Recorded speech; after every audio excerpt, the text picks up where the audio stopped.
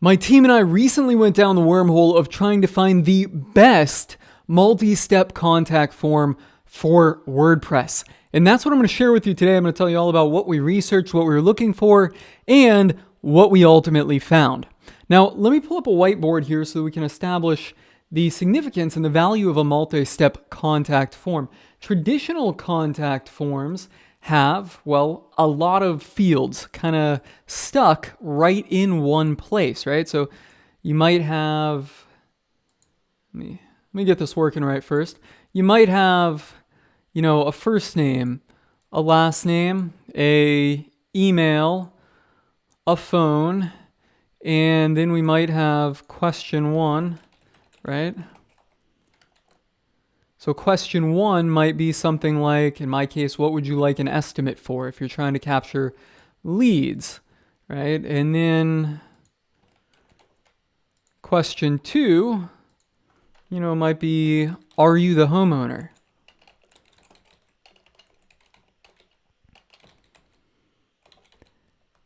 And then you might have another question like, oh, I don't know, what's your budget? Right, so to capture leads, you have to capture quite a bit of information. And the more information you capture, generally the higher quality lead you get. It's basically a form of pre-qualifying.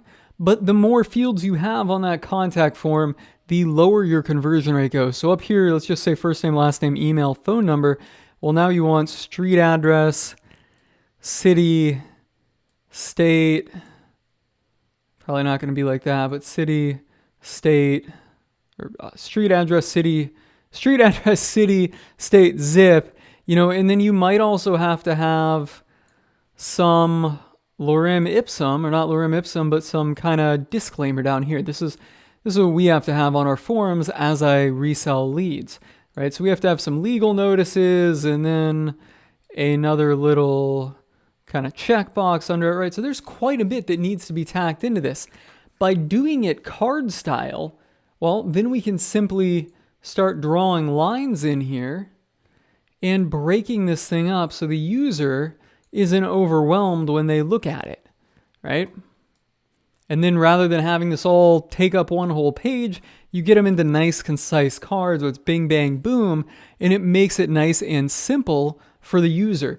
And in my testing, and the reason why I'm so intrigued by this, because we have tested this with other softwares outside of WordPress, is the conversion rate is freaking great. It is way better than anything else that we've used before.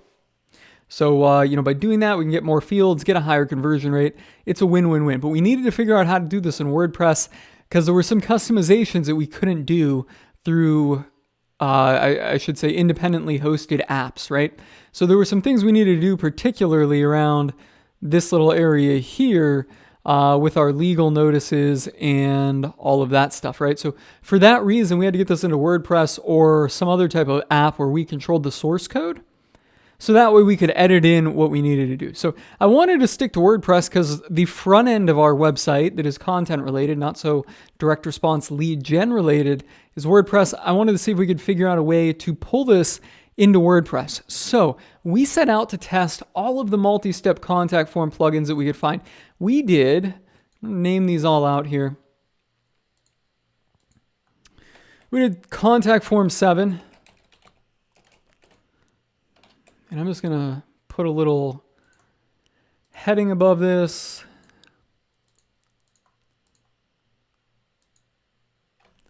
WP contact forms with multi-step. Pretty much all of them do multi-step these days, including contact form 7, which you'll see why I'm saying including contact form 7 in a second.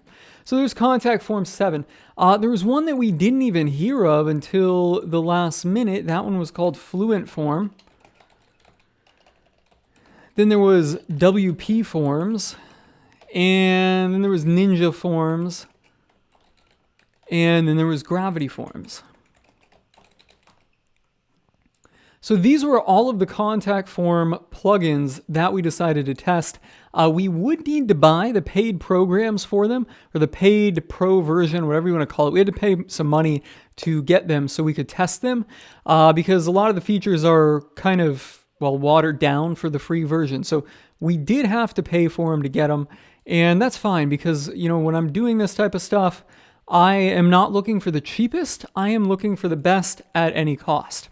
So we got all of those plugins. We installed them on test sites, staging sites, and then we decided to start testing. Now, what were we looking for when we were testing? Well, let's talk about that now. I don't know if that's a good color to use, but you know what? I'm going to use it. What we needed. And there was a couple things. Number one, multi-step. Number two, it needed to be able to load quick between the steps. So when you went from this step to the next step, it needed to be able to load quick.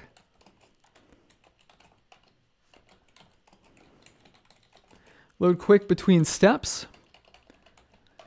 And then number three, we were looking for something that could automatically go on to the next step if it was just a multiple choice question. So if we had one that was, say if question one had an A, a B, a C, and a D, and that was all that there was in this step, right? So if we just drew something like this, right? So question one was kind of its own thing. The user selected A, boom, it just took them on to the next step without the user having to select next. That's what we were looking for there. And let me see if we can do it. Automatic next step. Now, as a little bit of a side note, page speed is important to us here. It wasn't just this next step, but this could be fixed with other optimizations in the WordPress. So overall load time, we didn't really pay attention to because there's a lot we could come back to, adjust on that. Fundamentally, it needed to be quick between steps. That was kind of core functionality of the plugin as opposed to server-side load time, right? So just the loading time between steps is what we were focused on here. Load time for page wasn't really much of a priority because we can optimize this, as I said, in other ways.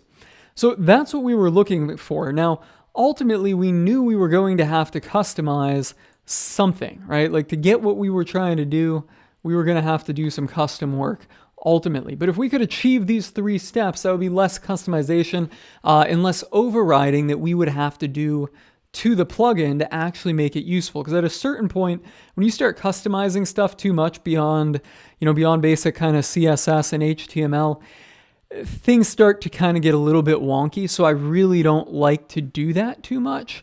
But for what we were trying to do, and based on the contact forms, we were trying to essentially clone and get them into WordPress, and the functionality and the behaviors and the stylization, we knew we'd have to do a little bit of editing. But if we could get these three steps in line, we'd be pretty good. So at this point, I guess, let me pull up the contact forms for you. We're going to walk through them, talk through them. I'm going to show you the examples, what we came up with, and talk a little bit about what we liked, didn't like, and tell you ultimately which one of these we settled on. So here we go. Let me pull it up right now. The first one we're going to start with here is contact form 7. Now, I'm going to go ahead and put in a zip code here, and then I'm going to click the next button. Just watch how long it takes to load. Sometimes it goes kind of okay. Other times it takes a really long time, but the bottom line is it's not instantaneous, which is really what I'm looking for. So it takes about a second to load onto the next slide before it goes forward, right? So that was kind of a deal breaker for me because that is something that's basically impossible to modify.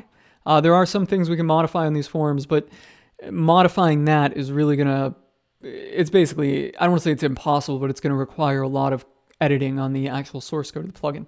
Something we didn't want to get into if we were able to find other solutions.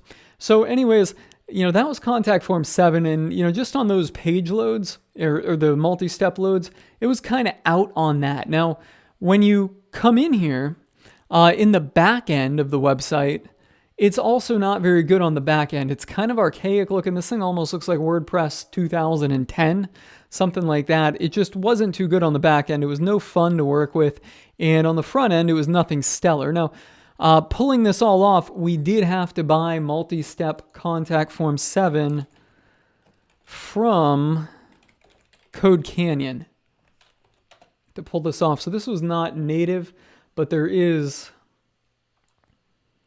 kind of plug-in extensions. I don't know what you'll call it, but this is what I think we bought. I'm not sure if this was it. I know we paid Code Canyon, so I'm not sure what this is here. Maybe it's a different alternative, but either way, Contact Form 7 really wasn't going anywhere for us. The next one we worked with was Gravity Forms.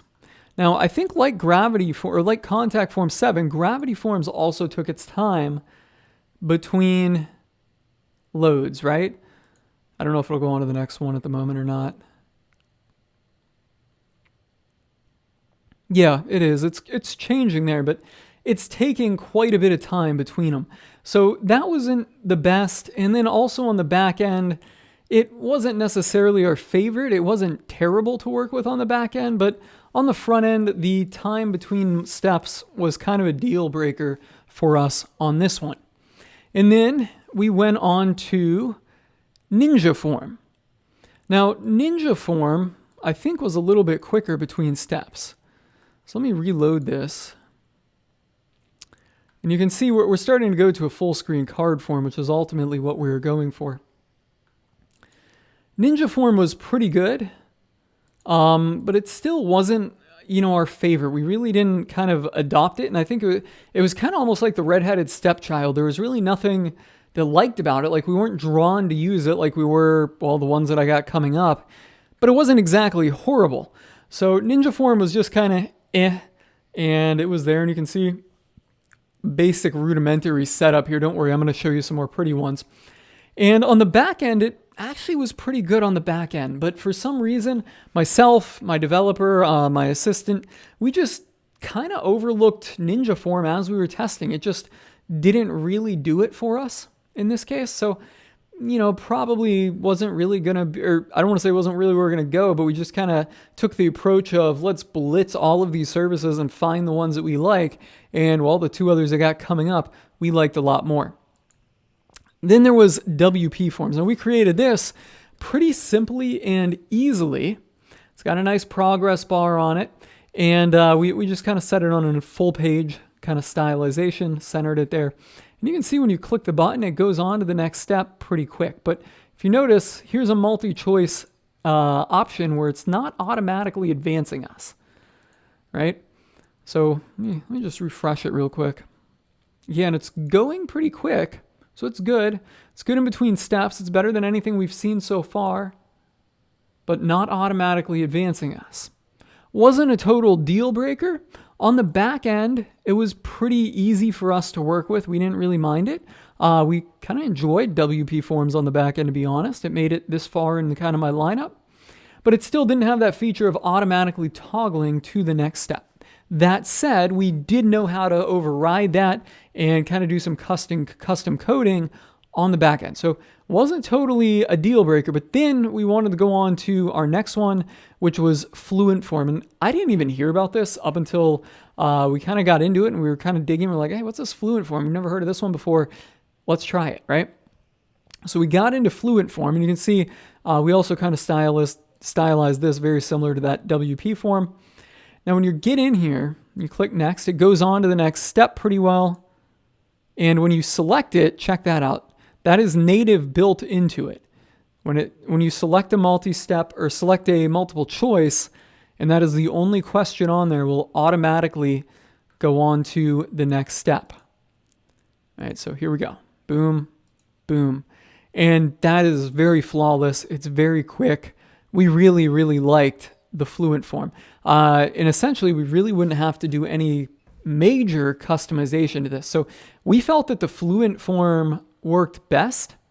And then when it came to actually integrating this, because we had to push all this stuff through to webhook. Now, I didn't personally get into this, my developer did, but he said this was the easiest one he found, easier than WP Forms, because we ultimately worked with the WP Form 2 to push it through to the webhook. And the pricing on this was pretty good. I forget what it was. It was cheaper. I think it was the WP Forms was like $299. This one was only like $59.99 maybe. Yeah, single site license, $59. And that included everything we needed to pass our submissions through to webhook. So this one was pretty good. And then finally, let me show you, let me see what else we got here. The back end on it was probably my favorite to use. I was actually the first person to use Fluent Form, and I kind of jumped into it and I was like, damn, I really like this. So it was pretty rad. Like I got this form up, like what you see on my screen here. I got this up and rolling in a matter of less than 10 minutes from the time I installed the plugin. So I was really thrilled with that.